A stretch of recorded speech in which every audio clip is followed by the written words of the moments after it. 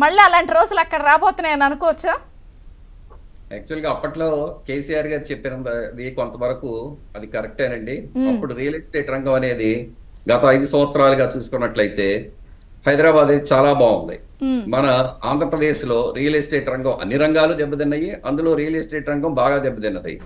ఇప్పుడు ప్రస్తుతం ఎన్డీఏ ప్రభుత్వం వచ్చిన తర్వాత చంద్రబాబు నాయుడు గారి హయాంలో ప్రజలందరూ కోరుకునేది ఏమిటంటే ఈ రాష్ట్ర అభివృద్ధి జరుగుతుంది కాబట్టి ఇలాంటి రాష్ట్రంలో మనం పెట్టుబడులు పెట్టినట్లయితే తప్పకుండా దీనికి డెవలప్మెంట్ అనేది ఉంటుంది కాబట్టి మనం ఇక్కడ ఇన్వెస్ట్మెంట్ చేయొచ్చు అనేటువంటి ఒక ప్రజలకి ఆ నమ్మకాన్ని కలిగించేటువంటి ప్రభుత్వం ఈ రోజున మన ఆంధ్రప్రదేశ్లో ఏర్పడింది.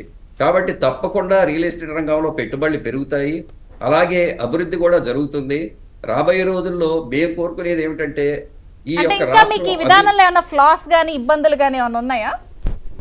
కొన్ని ఉన్నాయండి. యాక్చువల్గా ఇది ఇప్పుడు మనకి ప్రస్తుతం అనేది ఒక టెంపరీగా ఇచ్చినటువంటి ఫెసిలిటీ. ఇది మనకి ఈ 3 months వరకే ఇప్పుడు ఉన్నటువంటి స్టాక్స్ వరకు మనకి ఈ సప్లై ఇస్తామనేసి ఇచ్చారు ప్రభుత్వం. రాబోయే రోజుల్లో ఈ 3 నెలల్లో ఈ సప్లై ఈ విధంగా జరిగిన తర్వాత గత 5 సంవత్సరాలలో అసలు నదులలో ఎక్కడా కూడా పూడికలు తీయలేదు. శ్రీశైలం కానీ, నాగార్జున సాగర్ కానీ, అలాగే కృష్ణా కానీ ఏ ఒక్క రివర్లో కూడాను పూడికలు తీయలేదు. రాబోయే రోజుల్లో ఇదంతా కూడా ఇరిగేషన్ వారి యొక్క పర్మిషన్ తోటి పూడికలు తీసి తదుపరి రీచ్లు ఐడెంటిఫై చేసి కొత్త రీచ్లు కానీ ఆల్రెడీ ఇప్పుడు వరకు గుత్తేదారులు చేస్తున్నటువంటి రీచ్లు కానీ ఇవన్నిటినీ కూడాను ఐడెంటిఫై చేసేసి దాని ద్వారా ఇసుక సప్లై అనేది మేము కోరుకున్నది ఏమిటంటే సీనరైజ్ ఛార్జెస్ ఏదైతే ప్రభుత్వానికి సీనరైజ్ ఛార్జెస్ ఉంటాయో రాయల్టీ ఛార్జెస్ అవి, అలాగే లోడింగ్ ఛార్జెస్ వాటిని పే చేసేలాగా, అలాగే క్వాలిటీ శాండ్ అనేది కూడా మేము కోరుకుంటున్నాము. శాండ్ యాక్చువల్గా గత ప్రభుత్వం ఇచ్చినటువంటి శాండ్లో క్వాలిటీ కూడా లేదు. ఎందుకంటే కొంతవరకు ఈ శాండ్ ప్రైస్ ఎప్పుడైతే ఇంత రేట్లు ఆకాశాన్ని అంటినాయో ఇది బంగారం లాగా ఏ రోజునైతే ఆ రేట్లు అమ్మటం జరిగిందో అప్పుడు దాంట్లో కల్తీ కూడా జరిగింది. సీ శాండ్ అలాగే మట్టిని కూడా కలిపి అమ్మటం జరిగింది. సో దానివల్ల ఏంటంటే బిల్డింగ్ యొక్క క్వాలిటీ దెబ్బతింటుంది, దానివల్ల వినియోగదారులు కూడాను నష్టపోతారు. సో మేము కోరుకునేది ఏంటంటే ఈ రోజున ప్రభుత్వాన్ని ఈ క్వాలిటీ శాండ్ అనేది కూడా ఒకసారి చూడాలి. మట్టి కానీ సిల్ట్ కానీ ఇలాంటివి లేకుండా మంచి శాండ్ అనేది ఇచ్చినట్లయితే నిర్మాణ రంగంలో క్వాలిటీ అనేది కూడా పెరుగుతుంది. తద్వారా ప్రజలకు కూడాను మంచి కన్స్ట్రక్షన్ అందించగలుగుతాము. సో క్వాలిటీ ఉండాలి, అలాగే బయటికి ఎక్కడికి వెళ్లకుండా ఇందాక మన ప్యానెల్లో పెద్దలు కూడా చెప్పారు, రాబోయే రోజుల్లో కూడా గత ప్రభుత్వంలో శాండ్ పక్క రాష్ట్రాలకి అమ్మకాలు జరిగినాయి, అది అందరికీ తెలిసినటువంటి నిజం.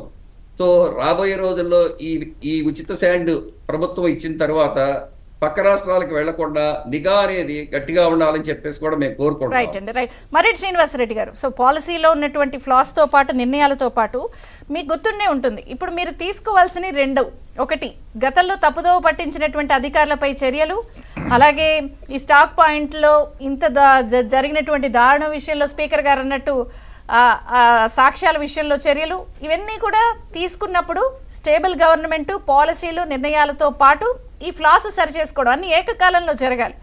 ఏం చెప్తారు? అంటే నేను అనేది కొంత తప్పుదో పట్టించిన కలెక్టర్లపై కూడా చర్యలు ఉంటాయా? ఖచ్చితంగా ఖచ్చితంగా చంద్రిక గారు, రాజకీయ నాయకులు అనేటువంటి వాళ్ళు పెద్దగా చదువుకోవాల్సిన పని లేదు, నిజంగా కూడా జ్ఞానం కూడా పని లేదు. అంటే నేను ఎందుకు పదే పదే ఈ ప్రశ్న వేస్తున్నానంటే కొంత మీరు వచ్చిన కూటమి ప్రభుత్వం కొంత అధికారులపై తొందరగా తీసుకోవట్లేదు చర్యలు, లేదంటే కొంత వెనకడుగు వేస్తున్నారు అన్న ఒక విమర్శ వస్తుంది మీ మీద. అంటే అది సహజంగా మేము అలా తీసుకుంటే కక్ష సాధింపు అనేస్తారు, కానీ అధికారుల మీద కక్ష సాధింపు ఏముంటుంది? రూల్స్ ఇవి ఫాలో కాల, చర్యలు తీసుకోవాలి. అసలు ఎవరి మీద కక్ష లేదు, సాధింపు లేదు, చట్టం. మరి ఎందుకు వెనకడిగేస్తున్నారు?